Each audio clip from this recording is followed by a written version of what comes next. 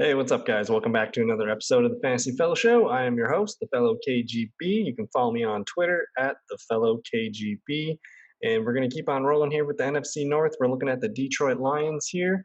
Before we get into Detroit, I just want to say don't forget to like our videos, comment, subscribe to the YouTube channel. If you're listening to Apple, Spotify, any of the other podcast platforms, please leave us a review or a 5-star rating, 4-star rating, whatever you got to do. And yeah, let's hop right into the Detroit Lions here. So we're looking at a screen share of the fantasyfellowship.com. We have the head coach here, Matt Patricia, offensive coordinator, Darrell Bevell.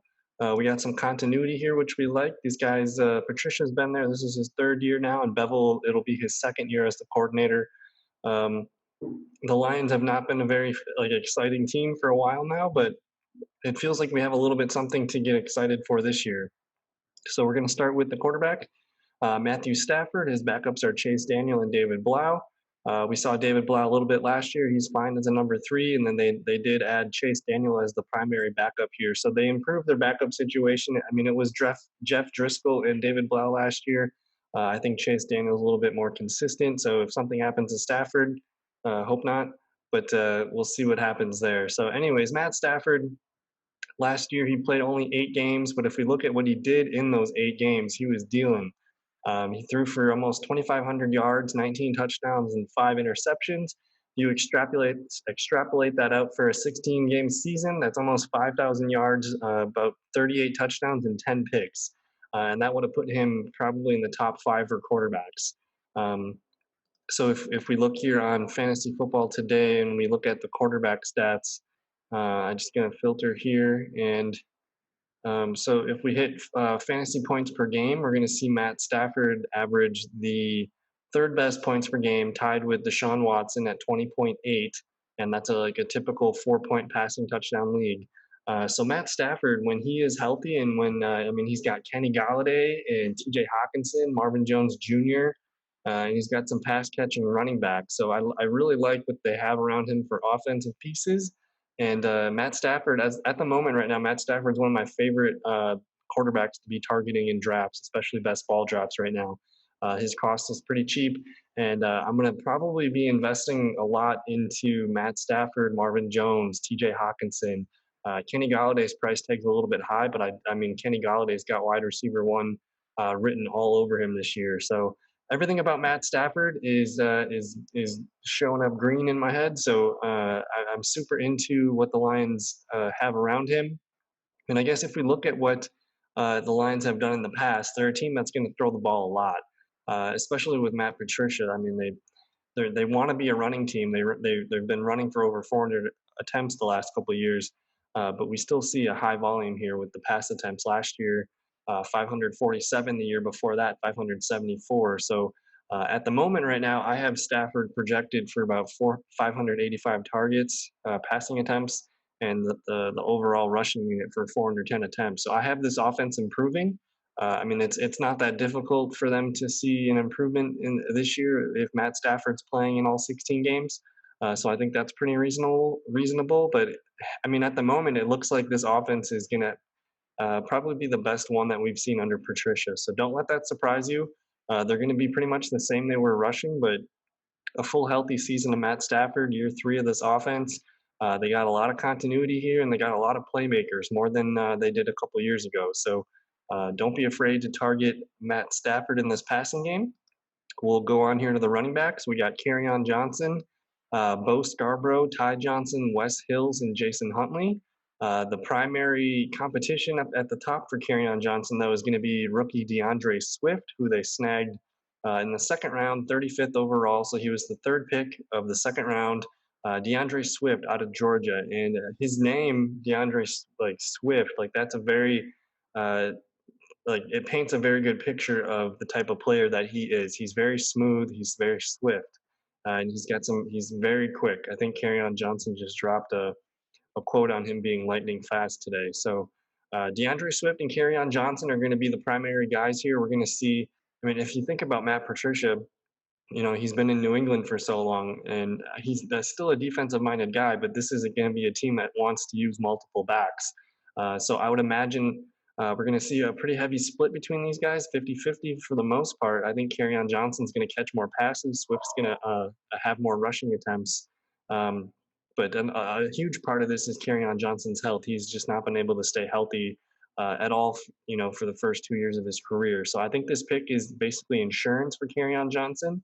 But when you combine the two of them, they got lightning in a bottle here with both players. So I'm kind of interested into both guys. I don't know which one I prefer more in a redraft league, but for best ball leagues, we know that this offense is going to be able to move the ball through the air, and we know they're going to give rushing attempts. As we've seen, they've had over 400 rushing attempts in that offense the last few years. So there's going to be a lot of volume potentially going to these running backs. And we do know that Stafford likes to throw to his running backs. If we look back to his last full season, um, of 2018. And I mean, this is with Theo Riddick, so he's a pretty much a pass catching running back. But they did have 140 pass attempts to the running backs.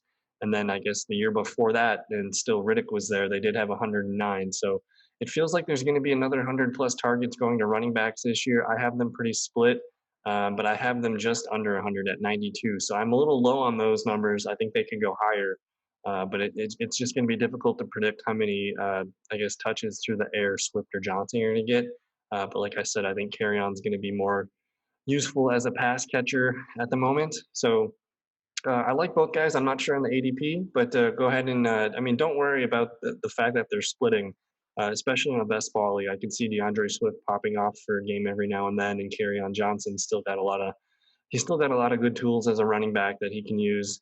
And I mean, he showed last year that he's still got some big playability. So both guys are kind of a value at this point. It's going to be a more productive offense than people think. So don't be shy there. They got a fullback, Nick Bawden. Wide receivers here. This is where a lot of the fun begins. In Kenny Galladay, Marvin Jones, Danny Amendola. On the, I guess, the backups here are Geronimo Allison, Travis Fulgham, Marvin Hall, Chris Lacey, Victor Bolden Jr., rookie Quintez Cephas, who they snagged in the fifth round out of Wisconsin, Tom Kennedy, and Jeremy Davis. So a lot of names here. We'll stick at the top here with Kenny Galladay and Marvin Jones. I don't really need to sell you much on Kenny Galladay. The guy was a baller last year, considering all the quarterbacks that he played with. And if we look at where he finished in a typical PPR league, he was wide receiver 9. This is 65 receptions, 1,190 yards, and 11 touchdowns. He did finish with 116 targets. So he doesn't need to be a volume king to be a wide receiver 1, which is nice. He's one of the outliers here at the position. But I mean, as you can see, he's a big yards per catch guy. He only needs about 60, 65 catches to break 1,000 yards, and he's a monster threat for touchdowns. So everything about Kenny Galladay is fantastic. Go ahead and target him. He looks like a solid third round pick, maybe. But especially if we get a full season of Matt Stafford, we don't know if we've seen. Last year just might be a foundation where he can improve from. So I think we're going to see something pretty special from Kenny Galladay this year. Maybe the touchdowns are going to be about the same, but he does have the ability to lead the league in yards if things go right. But I mean, he's never going to probably be an 80 catch guy. So you're looking at someone that's got like Mike Evans stat lines, maybe 75 catches and maybe 1,300, 1,400 yards total. So Kenny Galladay is fantastic. And then we're going to scroll down here a little bit. And then we see Marvin Jones here, wide receiver 28. And I keep bringing up, man, these receivers finished very high with only half a season from their starting quarterback. So, and Marvin Jones only played in 13 games, and he still finished as the wide receiver 28. So he finished with 62 catches for 779 yards and 9 touchdowns. Marvin Jones is more of a possession receiver that Stafford likes to get the ball to a little bit more often. So it wouldn't surprise me if Marvin Jones led this team in targets maybe this year. And I mean, people forget about Marvin Jones, but he's a really good receiver. He is 31 years old. He's been dinged up a little bit the last 2 years, but when he's healthy and when he's playing, you want him in your lineups. And I don't know, it's taken a leap of faith to bank on all the Lions staying healthy and everything going smoothly. But we do know that when these guys are on the field, they produce. So the third slot receiver here is Danny Amendola.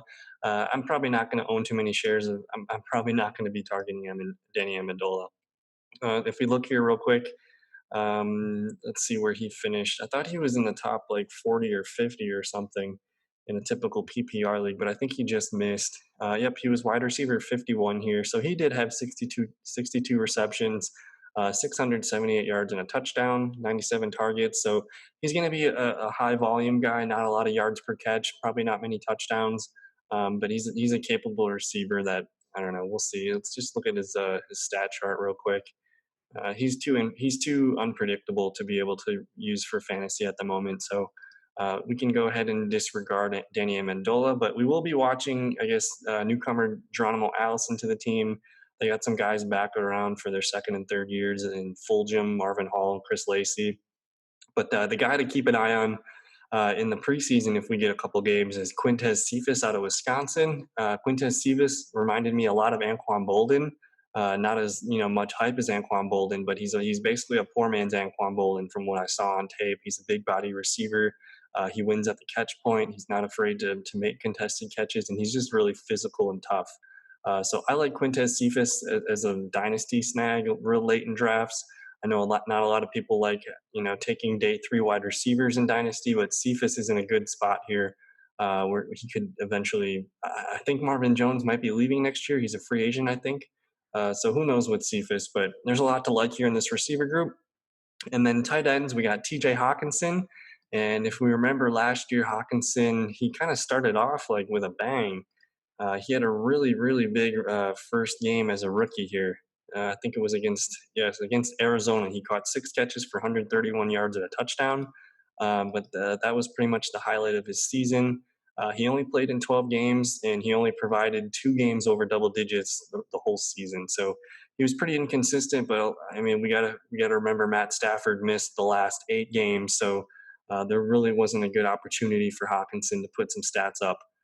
But as far as like a tight end rookie season, 32 catches, 367 yards, 2 touchdowns. That's fine. He averaged 6.7 fantasy points per game, but a lot of that's skewed because of the first week. So we'll see if TJ Hawkinson can put it together. I think he's going to be a friend. He's probably a top 15 wide receiver if everything goes well. If everyone stays healthy and that offense is humming along. And then I guess the guys that are on the depth chart here: Jesse James, Isaac Nada, Matt Sokol, Hunter Bryant, and Luke Sellers. They snagged Hunter Bryant off of, I guess he was an undrafted free agent out of Washington. If you haven't seen him, check out his highlights here. Those are pretty fun to watch. He was very productive at Washington last year, and he's kind of like an athletic Evan Ingram type tight end. It's fun to watch on tape. So go ahead and check that out. We look at the draft real quick here. They did snag Jeff Okudah, 3rd overall, DeAndre Swift, pretty good edge here in Julian Okwara from Notre Dame, a couple guards here, so that's really good. We like them investing in the offensive line, and then we just see 3 offensive weapons selected. That's pretty good to see for Matt Stafford's outlook. And then a couple defensive tackles to end the draft. So overall, the Lions had a pretty productive draft. They took crucial players on both sides of the ball, especially offensive playmakers, and they kind of doubled down on the interior line here. So we like that. Notable offseason additions: Desmond Trufant, who they got from Atlanta, the big tackle here, Vaitai. I'm not going to try butchering his first name, but they also got Jamie Collins, Duron Harmon, Danny Shelton, Jaron Kearse, Miles Kilbrew, Reggie Ragland, Daryl Roberts, Nick Williams, and Geronimo Allison, and Chase Daniel. So they were busy. They had a pretty good offseason, I guess, to say the least. So I like what the Lions are doing. They're going to be pesky. If you remember from last year, the Lions, I mean, before Matt Stafford got hurt, they were basically 3. It looks like they were about 3-4, 3-4-1 maybe. They were about a 500 team, and this team they got better on paper. They got better in pretty much every area of the team. So this team's got like a 9 to 10 win potential at the most, I believe, and they're going to be pretty pesky for Green Bay, for the Bears, and the Vikings. They're going to have a pretty good NFC North slugfest in some of those games. So. Super excited for the Detroit Lions. Don't be afraid to target some of these guys in this offense. It should be more fruitful than one would expect.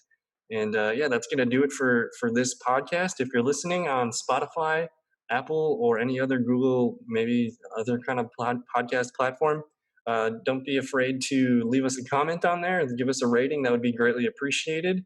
And yeah, if you're listening on YouTube, thanks for watching. Don't forget to like the video and subscribe to the channel. We're trying to grow this thing. And yeah, thanks for hanging out, and we'll see you in the next video. Peace.